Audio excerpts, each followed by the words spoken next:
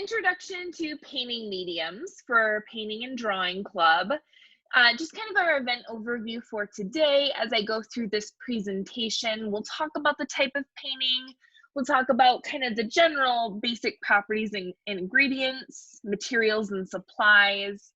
Some of my favorites, which I really catered towards kind of beginners or people starting out painting rather than all the professional supplies, and just kind of some of the pros and cons, or maybe not even thinking of it as a con, but something to consider. And then just any questions and answers that I can offer for you today. So painting mediums, in my opinion, this is the order that I think it's best to learn about painting in, but with that being said, it really doesn't matter. And I think you can dive in to any type of painting anytime. But we'll talk about acrylic, watercolor, gouache, and oil. So I just kind of wanted to start out by saying that the joys of these different mediums is that they're different and they produce different results. And you could paint a flower in watercolor and it's going to look different than your flower in acrylic or your flower in oil.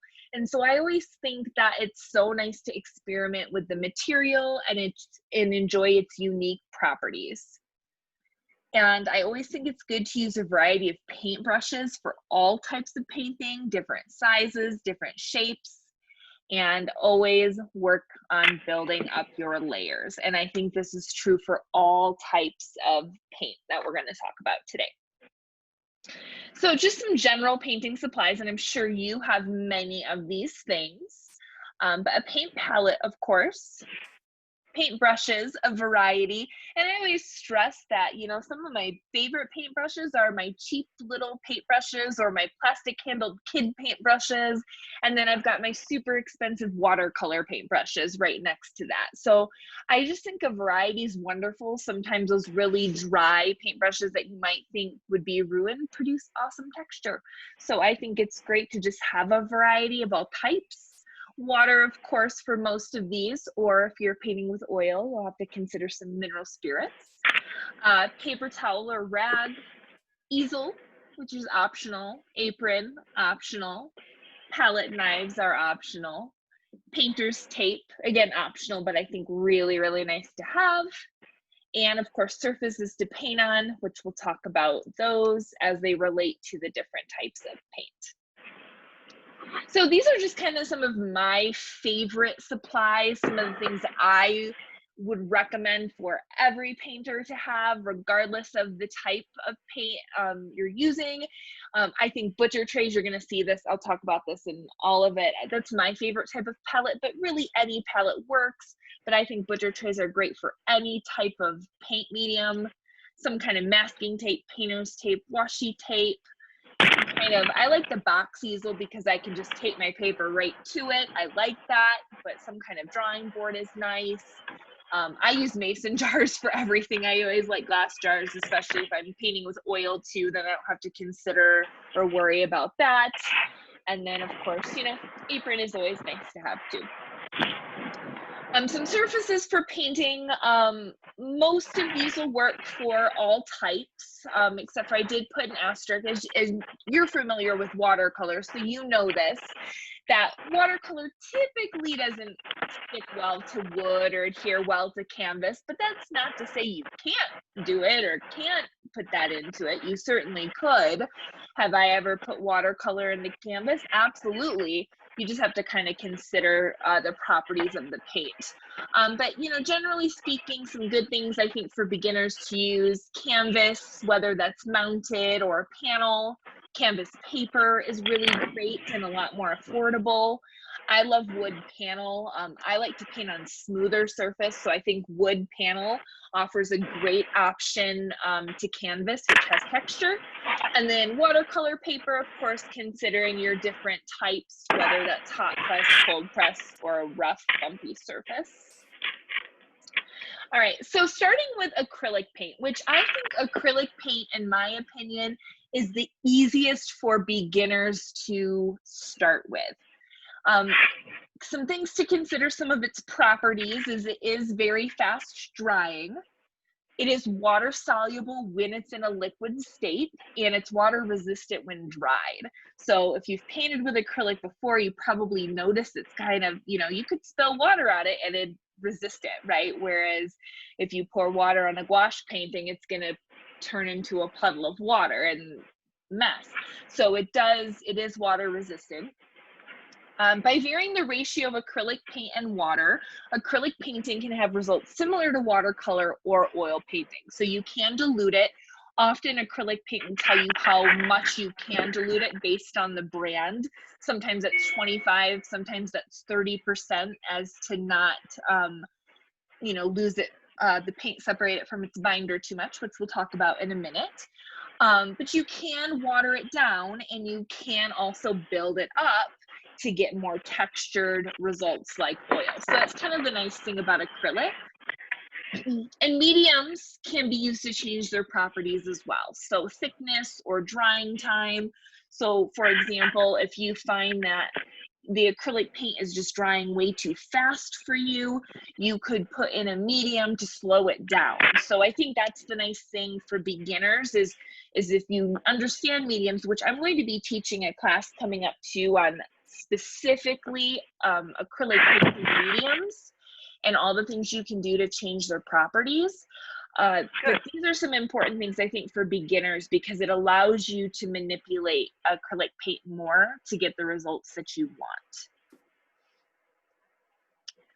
Let's see. So basically the ingredients of acrylic paint is two parts, and different paint companies are going to have higher quality versus lower quality depending on what type of paint you buy, but typically you're going to have some type of binder and some type of pigment.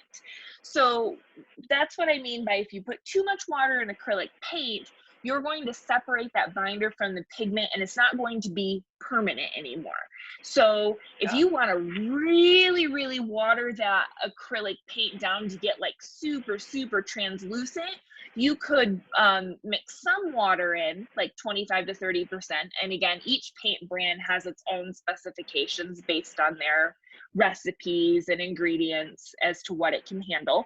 But you could put in, let's say, a gloss medium or a matte medium, and you could mix that in with the paint, and you're going to get a similar effect as the water would, but it's going to keep the binder. It's going to hold the pigment to that binder and make it archival, make it permanent for you.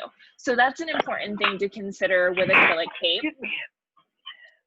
So again, when mixed with water, the binder and pigments are suspended. As the water evaporates out of the mixture, the pigments and binder bonds together, forming a solid layer. So too much water prevents that from happening. So again, 25 to 30% is usually your safe spot. So some kind of general materials and supplies for acrylic painting. A lot of these are overlapped to what I mentioned at the start. But acrylic painting is pretty basic. You just, of course, need your acrylic paint. And the thing I love about acrylic paint is you can produce pretty beautiful works with just getting 50-cent craft paint. You really, truly can. The only difference is that craft paint is not going to be as thick or have as much body as a higher quality brand paint would. Some things you can do to get around that: mix in an acrylic medium with it. I'll tell you, I got up through art school with cheap craft paint and acrylic mediums to make it thicker. I have a good friend who's an artist that she still to this day just regularly just uses craft paint. I know artists that actually just buy house paint and use that. So acrylic paint is really nice because you can go really cheap or really expensive, but you can just kind of play around. And I'm going to recommend a couple things in just a minute, but that's just some things to consider with acrylic paint. And you can mix and match. I've mixed my cheap craft paint with my heavy body expensive paint before, and you can do that. So you need some type of support, like we've talked about: canvas, paper, board, variety of paint brushes. Typically with acrylic, you want synthetic paint brushes. versus natural. It's not to say you can't use natural hair paint brushes, you can, but synthetic is typically recommended. A palette or some containers to pour your paint into. One thing I will say, because acrylic paint does dry so fast, I will sometimes take jars, and if I know I'm gonna need a lot of a color, I'll mix a big batch and put it in a jar versus storing on my palette, so it's not going to dry out. Because I think one of beginner artists' biggest frustrations with acrylic paint is matching that color again. It's really hard to do, and I think it's easier in say watercolor than it is in acrylic. So mixing big batches of paint can be very helpful. Of course, a cup of water, paper towel or rag, palette knives. If you've been in class with me before, which I know you have, you may have heard me mention this, but palette knives are so nice when mixing acrylic paint because brushes tend to hold tons of paint inside the bristles, so much more than we even realize. So palette knives actually save a lot of paint for us because we can just scrape it off and then wipe the palette knife clean versus holding all those bristles full of paint. So some of my favorite supplies for beginners for acrylic painting, of course, you know, we've got your cup of water and paper towel. I've mentioned that butcher tray. Liquitex Basics, that's the brand I buy for my high school students, and it's also a brand I use a lot. I like it because it's geared for beginners, but the colors mix really, really nicely. You can get by with just a basic pack like what I have on the screen, or you can buy tons of colors. They offer a lot. But I like the thickness of the paint versus say a crimp. Yes. Yeah. So that's why I like this paint. And like you can go expensive Liquitex. I do have some of the expensive Liquitex, but I tend to like the basics.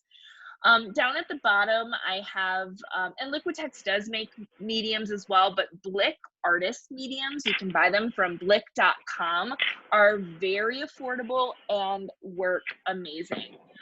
So I have like their gloss medium, their matte medium, their gloss gel, and perfect. Yeah, you've got it. And varnishes. I got varnishes. Varnishes, beautiful. Yeah, so lots of that stuff is great. We talked about palette knives. We talked about the different surfaces. As far as brushes go, again, any brush is cheap to expensive. I've got all of them. I like synthetic brushes for acrylic. And I like both long and short handle. I would say more than anything, acrylic painting is where I bring in both long and short. I tend to start with my long handled brushes when I'm doing my looser beginning painting. And then I find myself using my smaller short handled brushes as I'm detailing. More than any other medium, I find I use both. But it doesn't matter. It's a matter of preference. It's a matter of, do you like to be at your easel further away from your painting or up close to it? You know, this is just kind of what I found that I like and what some of my beginners. Do you typically work at? How big is your typical? So that's a great question too. I actually think it's easier to paint bigger to start. So I think for acrylic, 18 by 24 is great. It seems intimidating and a little scary sometimes to paint like that size, but that's actually where I start my beginner artists for their first painting, is at 18 by 24. We do tape the edges, so at the end it does get a little bit smaller than that. Depending on their composition, we'll crop it. But I give them an 18 by 24 sheet of watercolor paper. We tape it to a piece of masonite. We sketch it, and then we start the process. So I think that's great. If you do want to go a little bit smaller, like 9 by 12 can be really nice. That's my typical size, but I find that I think bigger would loosen things up a bit. It does, and that's just it. It will help you loosen up. It'll help you, you think about all your movement points, right? Stand back from it. Yep, and if you're just painting with your wrists, you know, you're missing out on a lot more movement that you can bring and into your painting. It becomes this full body experience, right? So sometimes painting big, putting it up on an easel, getting some long handled brushes creates such a different experience for you than painting tabletop with a little short handled brush. Right. Like, especially like you might be with watercolor, you know. Cool. All right, so some just pros and cons of acrylic paint. And, you know, I don't necessarily, I guess I don't even like the term con, but just some things to consider, you know. So again, like we said, fast drying. Unlike oil paints, they dry very fast. This can be a good thing because you can apply new layers without having to wait for too long. I've said this before, I'll keep singing this, but acrylic paintings are never bad. They're just not done yet, you know? So it's kind of one of those things you can keep adding to it, keep building layers. That's the beauty of it. It's non-toxic, no harsh chemicals, just paint and water. It is fast drying, and I put that on the con side as well, because that could be a con for some people, especially beginners, because beginners tend to work slower. It's just natural because they're getting to know the material, they're getting to understand it. So it might slow them down and they might get frustrated, especially when they're trying to blend or trying to create some of those different things and they're like, it's not doing it because it's dried. And so that can be frustrating for beginners. And so in that case, oil painting can be a better option for some beginners in that respect because of that, which we'll talk about in a minute. But like I mentioned before, there are mediums that can help. You can buy a retarder medium, you can mix that in. It's going to slow down that drying time and give you that time to blend and get comfortable. So that is, again, it's just, I don't even know if these are pros and cons, they're just things to consider, more or less, understanding the properties of the acrylic paint. All right. So watercolor, and you are a watercolor pro, so I'm sure you'll know lots of these things already. No, I'm a total watercolor beginner.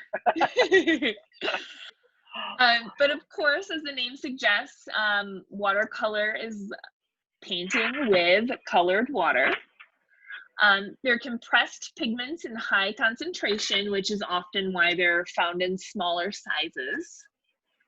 They're activated with water. They can come in pans, tubes, crayons, pencils, lots of options. I love that you can mix and match them.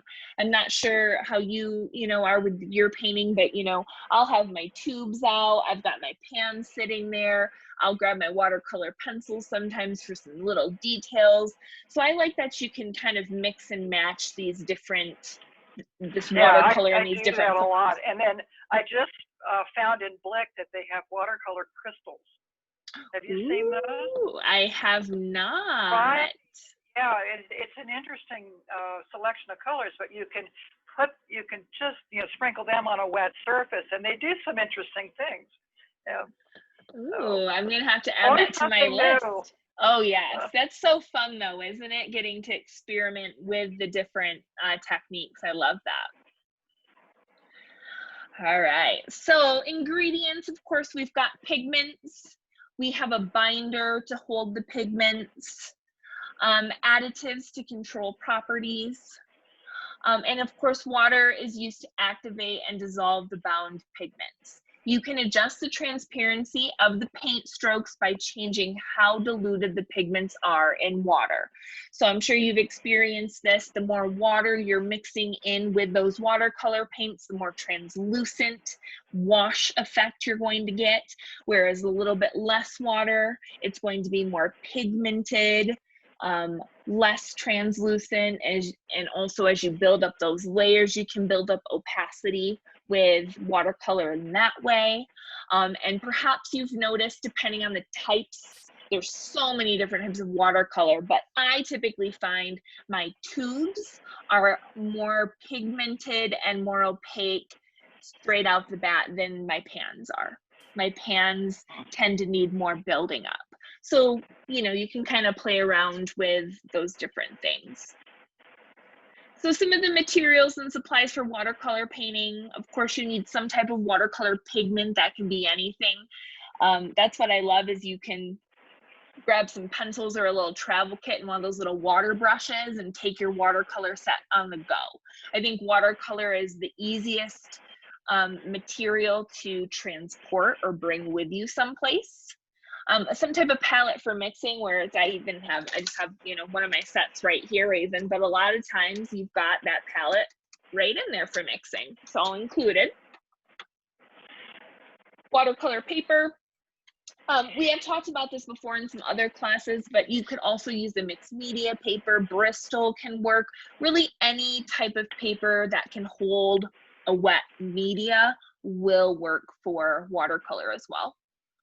Variety of paintbrushes, of course. And I will mention, I do like synthetic best for watercolor as well. Cup of water, paper towel, paper towel. Oh, you got it. I got it. I'm back in Colorado now, so I have to hydrate extra. It's dry here, you know? So some pros and cons of watercolor paint, or again, maybe not pros and cons, but just some things to consider about watercolor painting in general. I did mention this, but it's very easy to carry around. It's good for outdoor painting. I do have a little travel set with one of those. It's a little brush. You just fill it with water and you just dip that in the paint and you're good to go. You don't even need a cup of water. So that's really nice. Easy to clean up. It's cheap to start out. You know, I've even done, as an adult, even some really nice little watercolor paintings of just Crayola watercolors that you can buy, you know, for a few dollars. So I think that's one thing I love about watercolors. Yes, you can buy really expensive materials, but you can start out pretty cheap in the beginning too. One kind of con or thing to consider is it can be difficult to control, especially when you're getting used to letting things dry or working wet on wet or working on layers, or, you know, I'm placing something, I have something wet here that's not dry and I put something wet here and it blended together, but I didn't want that to happen. So it's kind of just understanding those properties of watercolor, understanding how you can use the paper to assist you a little bit with those dry times. I'll tell you, all through high school, actually, when I was in art classes, I didn't like watercolor, which is a shame. And it's because I didn't understand how to control it. I was sort of just given a set and was told, here you go have fun with it. And okay, it was fun until I got frustrated because it didn't do what I wanted it to do. So it wasn't until I got to art school and college that someone kind of slowed down and took the time to teach me how to approach the watercolor and how to use it. And then I fell in love with it and just sort of had this whole new understanding. But when I was young and impatient, I got very frustrated. As I've learned how to slow down a little bit, as I've gotten older, I can appreciate that about watercolor now. It can warp the paper if too much water is used or wrapped paper. So it's just kind of important to be mindful of how much water you're using and not overdo it. And you do have limited surfaces to work on with watercolor. I mean, yes, I have put watercolor on canvas before. I tend to be very mixed media. I'm experimental. I'm just like, let's try it. Let's see what happens. Even if it's not the traditional way to do it, that's just how I am and how I like to be. I think it's fun. Why not? That's art. You want to try and experiment. I had a bunch of photo paper that were just sitting around, left over from when I was working. I have tons of it, and I started painting acrylic on photo paper, or watercolor on photo paper even. Ooh. And it's really some of the pigments will penetrate the photo surface and some lay on top of it, but it's some of them turned out really, really neat. Well, that sounds really interesting. And it's kind of like, you know, I mainly teach drawing and painting, but I've taught some ceramics as well. And when I've Yeah. taken some of the bisque fired pottery out, you can paint watercolor on that too. And the watercolor absorbs, you know, the clay absorbs it and it creates this very soft effect. So, I mean, I think experiment, but sometimes, you know, you'll find, I think, some of the limits compared to some of the other paints. Yeah, sometimes they're a hot mess, and other times you go, oh, that's just perfect. Exactly. And I think if you're Yeah. willing to have that attitude about it and try it, then I think that's awesome. That's just what you got to do. All right, let's see. So these are some of my favorite supplies for beginner watercolor painting. Again, I throw my butcher tray on there because I think it's just the best palette ever and good for everything. Synthetic short-handled brushes tend to be my favorite. I tend to like the plastic-handled brushes a lot. And you know, you're not supposed to leave your brushes sitting in water, but sometimes I'm bad and I accidentally do. And brushes are nice. Exactly. And I find the plastic handle brushes, the water doesn't crack the handles like it will on wood brushes. So, you know, just something to consider. I like. I love the watercolor paper. Cold press tends to be my favorite, but I haven't learned to appreciate the hot press. I think you just have to really learn about letting things dry a little bit more because you don't have the paper to absorb as much of the water for you as you do in cold press or as in like rough paper. That's what I found. See, I've got masking fluid on there. I think if you don't have masking fluid, I highly recommend getting some or fix it. I just love it. Let me show you one. Oh, where'd it go? Well, this is one of them.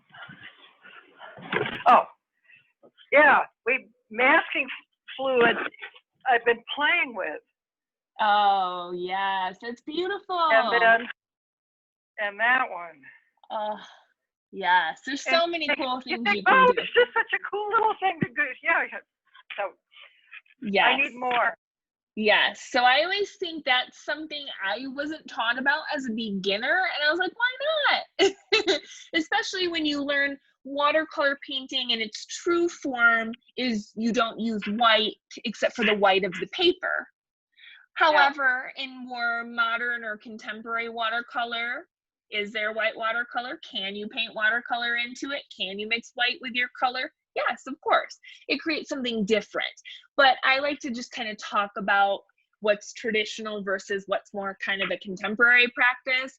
And in a traditional practice is you don't put white in. You're using water to lighten and you're using the white of the paper. So I think for a beginner to not have masking fluid, I'm like, why wouldn't you? It's such a simple tool to help save that white. So definitely salt, I put salt on there, but like rubbing alcohol is another fun one, but just those kind of household items that you probably already have that you can use to add texture in. And then I put 3 kind of brands that I really enjoy. There's tons of good ones. But I buy the Lyra pans for my students. I like them. I actually have one right here, but I like them because there's 2 levels and you do get a tube of white with it too. But it's like $11 for this. So I think it's a good price and the colors are really good. But there's a lot of other good pans out there too. A super cheap pan that's only like a few dollars is the Prang watercolor set. And you can get that at most local craft stores and that's just a few bucks. And I've gotten some beautiful colors with that too. Tubes, the Koi brand is great, but there's a lot of really great ones. And then the Prismacolor watercolor pencils, I'm just a sucker for Prismacolor. I think they're good. I've tried other ones and I just don't think the colors are as great, but I've had some other successes, but those are kind of some of my favorite things for watercolor. Gouache. Now gouache is probably one of my favorite mediums, and I think it's kind of it's a unique medium because it has properties of all the others, but contains some uniquenesses that the others don't have. So that's what I like about gouache.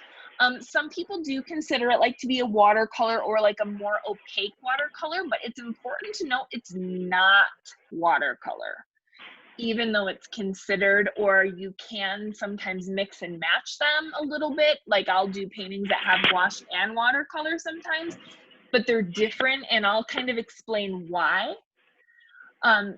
They are less transparent than watercolor out the bat. Like you can use them straight from the tube with like no water to get super opaque colors right away. And you could even say they're similar to acrylic paint, but less opaque. A similarity between watercolor and acrylics, water is used to activate the paint. And in fact, I have trays of gouache paints that have paint on them that's 10 years old. You never have to wash your trays. Kind of like tube watercolor, you can continuously activate the paint over and over and over again. Painting in gouache will result in a matte finish. That's one of the biggest differences, is you get this beautiful, almost creamy kind of matte finish. It just has a very beautiful quality about it. So gouache paint has pigments and binder, but also has chalk in it, which is what increases the opacity, but also gives it that kind of matte finish. Some materials and supplies for gouache painting. Of course, you need gouache paint. Typically, that's going to come in tubes, although you can get them in little pans, but they're almost kind of like here. They look a little bit different than watercolor pans, or they're almost in like these little jars. You'll need some type of palette for mixing colors, which could be the butcher tray, could be a palette that's included with your pans. Variety of paintbrushes, again, for gouache, synthetic is best. Water, of course. And here's one of the fun things about gouache.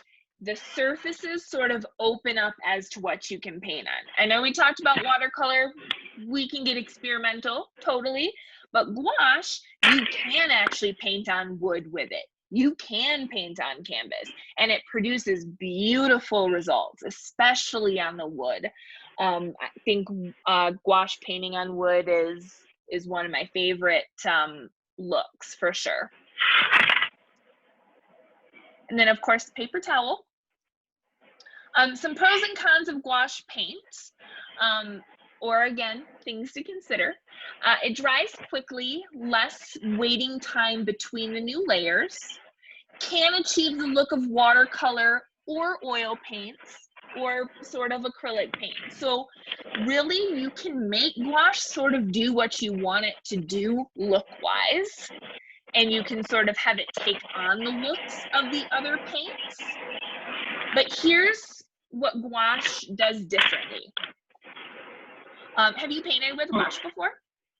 I've never. I have a friend who does watercolor and gouache, and I've been watching hers, and I think I really am interested. So I'll have to order some. Yeah, I'm going to be planning a class on getting started with gouache. Good. And it'll be a demonstration class where I'll demonstrate and talk about properties and show you things. So that will be coming up. And so you'll have plenty of time to get supplies ahead of time if you want to follow along with me. But here's kind of the biggest thing about gouache and why some people use it with watercolor. So for example, if I paint a layer of gouache down on my paper and paint a layer of watercolor down on my paper, that watercolor, once it's dried on my paper, it's there. gouache can still be reactivated still on the paper. So you actually paint it very differently in that sense. So gouache, building up layers is truly, truly, truly important. I can't, basically, here's the difference. Do you know what glazing is in watercolor? Yeah, the layers over layers over layers, and you get that varying translucidity, opacity change. Yeah. Yes. So basically in gouache, you cannot glaze. Oh. You don't glaze. Okay. You can't glaze, because if you try to glaze, if you try to apply a wash over an opaque layer like you do in watercolor, in gouache, it'll bring that layer back up and it'll just mix it with your paint. So it defeats the whole purpose. So if you're wanting to paint like watercolor, that might feel frustrating and you'd think, well, why would I want to paint with gouache? But then when you learn gouache can do its own thing, and that's actually a really cool thing about gouache, you learn that you actually start very, very, very faint with gouache, very light, like you do in watercolor, in the sense that you're building up washes, but you finish with very opaque finishes with gouache. Whereas watercolor, you may finish with washes or glazes on top of something.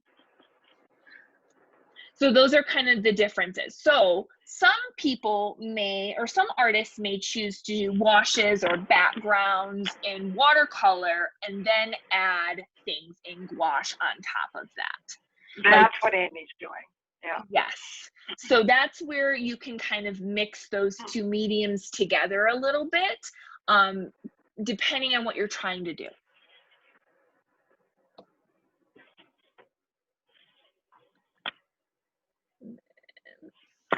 Oops, there we go. And colors can get darker when it dries. This is a little, like more so than any other paint, I think. It's almost a little surprising when you first start out with gouache, you will notice that. So in that respect, if you're mixing colors for large areas, it's nice to mix a lot at once, because like watercolor, if you don't mix enough, you can sort of blend it you can blend it and make it work. Whereas gouache, you're going to see those differences because of that matte finish. So it's best to mix, like if you're doing a big background or you know you're going to need more of that color later, to mix more than you think you'll need. And then some beginner gouache painter supplies. Again, butcher tray. Again, synthetic short-handled paintbrushes are really nice. One thing I will say is really smooth, nice paintbrushes are really nice for gouache, because if you have a really bristly type paintbrush or a coarse bristle, you will see that texture in the gouache paint. So I think having a nice flat with nice bristles, synthetic, is really good. Some nice rounds tend to be best for gouache. Again, you can be using the watercolor paper, you could use wood panels. You can paint on canvas, but I tend to like the wood panel for gouache because of the smoother finish. That's just a personal preference. This is my favorite brand of gouache right here, the Holbein Artist Gouache. It's a little bit pricier, but I think totally worth it. It's what I started with. And gouache, I think it's one thing you don't want to skimp on. Kind of like I mentioned, acrylic paint, you can get by with some of the 50-cent cheap paint for some things, but gouache, I've used some cheap gouache and it's not the same, and it doesn't adhere to like wood the same.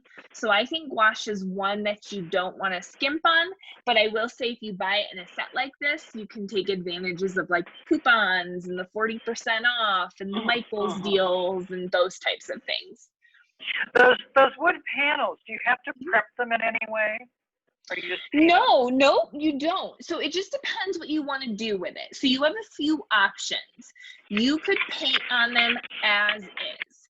just on the wood, which sometimes you might want wood grain in your background, or you might want to see that texture because that's really nice. But let's say you want to do an acrylic painting on. I've seen some artists put gesso on it, which is, you know, what's covered with canvas. And then if I'm doing acrylic painting, I'll typically put an entire wash over it, just watered down acrylic. So it depends what you want to do, but this particular wood panel, and I honestly have even gone to just like Lowe's or Home Depot and have bought wood panels too. You can just paint right on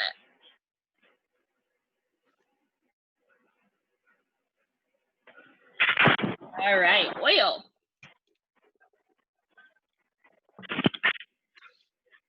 Oil, I would say is the most expensive of all the paint mediums. It's going to have the slowest dry time, depending on what mediums you're using or what types of oils you're painting to take a couple weeks to dry. I've done big paintings that have taken a couple weeks to fully dry. Cannot be cleaned up with water, of course. You know, it's oil paint, so you're going to need some type of solvent for cleaning. One thing I like to say about oil paints is you feel like you're painting like the masters, right? I feel like, I mean, all painting is painting, but when you're oil painting, I remember my first oil painting class, I was like, I'm a painter, you know, I just like truly felt like, you know, there's that feeling. So a lot of the masters that we've learned about throughout our lives and time have been a lot of oil paintings. Versatile, like all paint mediums, there are many styles, but oil painting, I just think is one of the most versatile because you can have very abstract, free form, organic, expressive paintings, and then you can just have hyper realistic. I swear I'm looking at a photograph painting because of that dry time, because of that time you have to blend and refine and sit with something and spend that time with something. And that's the difference right there that none of the other paint mediums offer. Oil paint, generally speaking, is very thick, and that can be one of the beautiful qualities of it to build up the thickness, or in pesto styles, you can build up layers. I meant to put this here too, but you can also thin it down using mediums and create very thin washes or kind of alla prima reductive styles. And that's another fun thing about oil painting is you can apply lots of paint and you can actually remove it. There's techniques where you're removing, subtracting paint, not just adding to, whereas that's not so true in the other paint mediums. So like all paint, we have pigment because that's where our color comes from. And then we have some type of drying oil. Usually that's going to be linseed oil. And I did talk a little bit about this, but the thickness or consistency of the paint can be changed by adding solvents like turpentine or smoother smoother application of the paint. So typically speaking, kind of like this image here, oil paint is going to be very thick from the tube. It's going to look very painterly. You're going to feel like Van Gogh. You're going to see all those brush strokes. But if you want it to be thin down and smooth, like when you're looking at the hyper photorealistic portraits of people, a lot of that, the solvent was added in to get those really smooth finishes, where you almost look like you're not looking at paint, you're looking at skin. So materials and supplies for oil painting. Of course, you need oil paint. There are a lot of great brands out there. You know, I've had really expensive oil paints that I've needed for classes I've taken, and I've had the like little wreaths, little basic kit, and that's been great too. So I think oil paint, you can start out with something a little cheaper, but then build up to more expensive paints as you go. And then you can mix and match. I've got my mother's, and I was just wondering, I inherited my mother's stuff. And I have not used the oils at all. And I'm wondering, oh yeah. I mean, I've got tons of them here. And it's going to be interesting to see if they're still any good. Yeah, well, you know what? I've had some really old oil paints that I actually had gotten. I inherited some from my grandmother, and I ended up using quite a bit of them. So, especially when you're just starting, or if you're getting, you know, deciding, do I like oil? Is this worth investing in? I say try to use what you've got. Yeah, so I'll need some more turpentine. There's 2 little containers here, but yeah, I got my mother's paints and her easel and a lot of her paintings. Yeah. Well, I'll be doing an oil painting class too. So again, all these mediums you're seeing here. I need all the help I can get.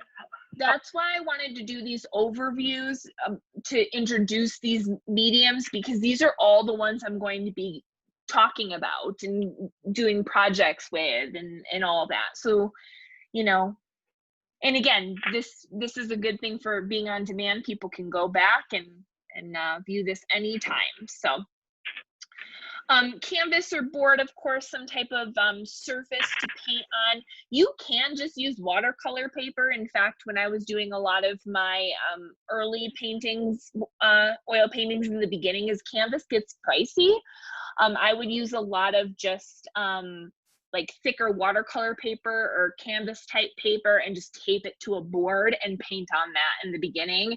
And then I kind of graduated to canvases and eventually started making my own canvases and things like that. And, you know, and I'm not sure, depending on what people have at home, but I didn't know if, you know, even just for learning how, I thought it might be fun to do a class on making your own canvas. So even just showing the process. Yeah, I've been buying the little pre-mounted ones. Yeah, and I get those a lot too, but it's something we teach our students how to do, and I thought, you know, that I could that might be a cool thing to show. So of course you need a palette. Brushes, now this is where you want natural brushes. You do not want synthetic brushes for oil painting. Now, the other thing I'll mention is all of my other brushes, I don't mind sharing with each other. My acrylic brushes are also my watercolor, are also my gouache, but the brushes I keep separate are my oil painting brushes. I don't mix and match those. And it makes sense. It's not water soluble. I'm not cleaning those brushes with water, so you don't want to mix those. So I typically like long handled brushes, and I say that because typically when I'm painting oil, I'm typically painting one big, like 18 by 24 or 12 by 18.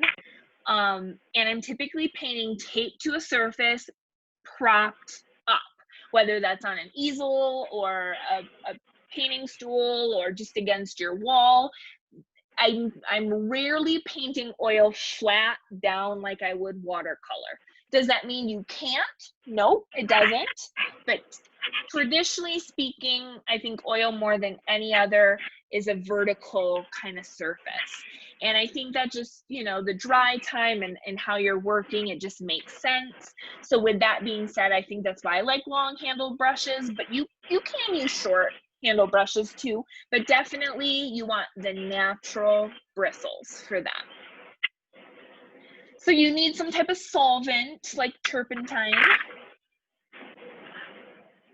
glass jar, of course, to keep that in.